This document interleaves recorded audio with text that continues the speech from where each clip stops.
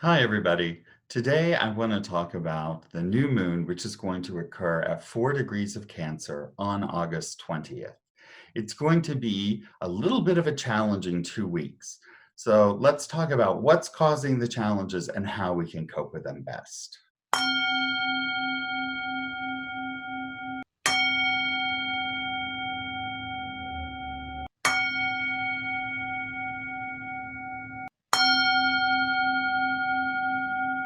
I'm Ramdas, Bill Sinclair, and thank you very much for joining me today. So let's talk about this new moon that's happening on August 20th. There's a new moon every month, as many of us know, but this one's a little different because it has several layers of challenges that are happening at the same time. So let's start to go through this. So for those of you who may be new to studying the new moon, the role of the sun is he provides the heat and the light of the day, which is very strong and invigorating, but it can be drying. They talk a lot about the sun drying up all the water. The moon, however, reflects the light of the sun, so we get a more gentle, soother, calming light. So as the month progresses, we get more and more of the soothing, and then it gradually goes away. But when we're at the new moon, this is a time where we get all the heat of the sun during the day, but we don't get any of the soothing qualities of the moon at night. So this can be a time where our mental, emotional perception of the world gets out of balance, or we feel a little more challenged. This month, the new moon is occurring in the sign of Cancer, which is also ruled by the moon. And Cancer represents our mental and emotional health. So these uncomfortable feelings are more likely to be emphasized this month than they are at other new moons during the year. The sign of Cancer also represents our desire to seek spiritual knowledge and enlightenment. And so this helps us to escape the ups and downs of society that we feel on a daily basis by connecting to a deeper, more steady knowledge of the cyclical nature of everything we see in this world. We can maintain more of an even balance, a calm demeanor, a better, even disposition. And in fact, as you watch the moon each month, it's changing all the time. So the moon itself stirs up some of that changeable nature. That's why our mind is moving all the time. So by studying, by taking advantage of this month to connect deeper to your spiritual tradition or a deeper understanding, you can avoid getting caught up in the little ins and outs of day-to-day life. And we're getting a lot of those ins and outs today. The news every day has some shocking new reveal. So I can give you a hint right now. One of the things I'm going to say is don't get too involved in every twist and turn as we come into these next couple months, especially. So what makes this new moon a little different from other new moons is that it's occurring at 4 degrees of Cancer. And at 5 degrees of Cancer is the point where Jupiter, also the sign of spirituality, of spiritual leaders, of teachers, mentors, and fathers, is exalted. So there's something here about rethinking or reconnecting to our spiritual leaders, our mentors, our father figures, and actual fathers in life. And because it's a new moon, we can begin to see the dark side of those characters. So there could be some kind of revelation, about prominent people who occupy those types of roles in our society. So that's just something to look at and to be expecting, that may happen. We have to remember that everyone here, is working on their own karma. And sometimes, we all have good points and bad points. So again, we want to maintain an even mind, but we want to be aware and we want to be, alert to what's happening. Now, the same day that the lunar eclipse is happening within 1 degree of Jupiter's exaltation point, we see that the moon, sun and moon are both moving into a new lunar sign, or what we call Nakshatra. So they are moving into the lunar sign of Pushya. Now, what the lunar signs do is they give us insight into the support that the planets have, whether this is, an emotional support or, physical support, like kind of what is the attitude of the planet coming in here. Now, the sign of Pushya itself is said to be able to accomplish anything. except marriage. So we never put marriages on Pushya.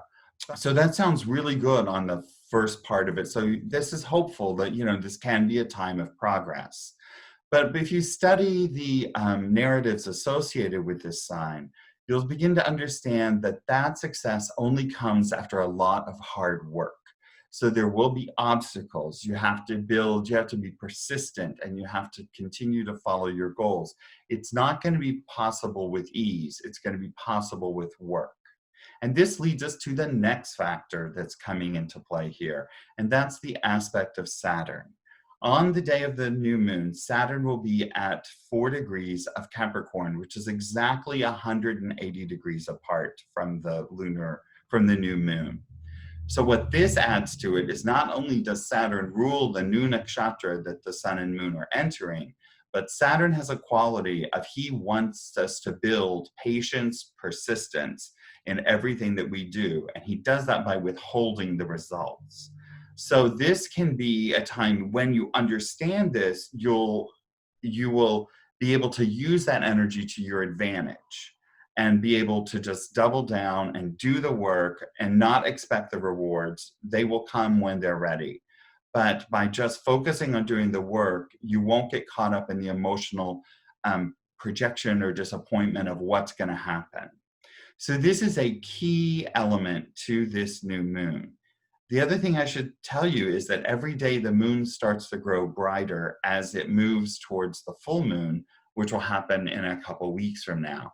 So the first 7 days is when the moon is still in this pretty dark phase. So we're looking at the next week that you can really take time to study and see what comes up, because the issues that come up for you are going to be the issues that you're going to be able to make progress on if you focus your energy there, but the progress is going to be delayed. This is a challenging energy that's going to be emerging.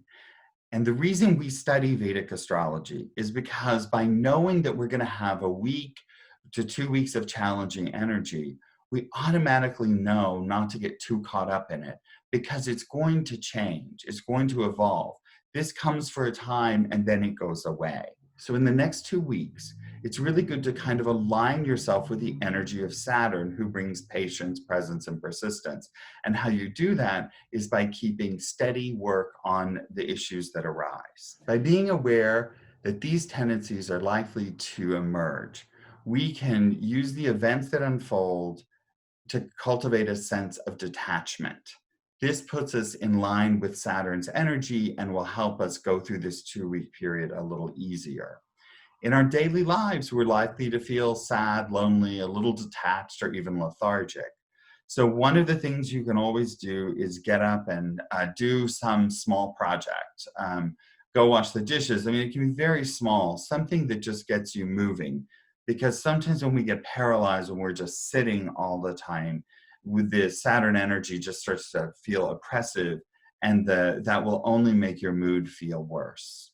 But I also want to say, one of the things you can do is, if you find yourself feeling really stuck, is just say it out loud. Just say to yourself, I feel stuck right now. I feel sad. I feel lonely.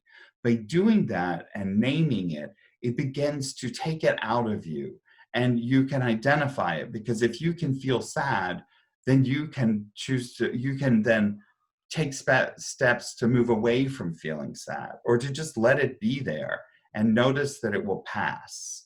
So when you name what you're feeling, you can keep naming it. And if you check back in an hour, chances are you won't be feeling sad anymore. So it's a practice of keeping in touch with how you're feeling in the moment. And this will show you how feelings change all the time throughout the day. And we tend to remember the negative ones. But you may then move to a stage where you can just say to yourself, I feel very neutral. I feel blah. I feel, even. I don't know how you say that, but you get what I mean. So that's a great technique that I think helps people to cope with these stressful times. So I want to thank you for watching the video. I hope this will help you navigate the next 2 weeks, and I hope you also gain some insights about yourself. That's what the moon is all about. Thank you very much. Namaste.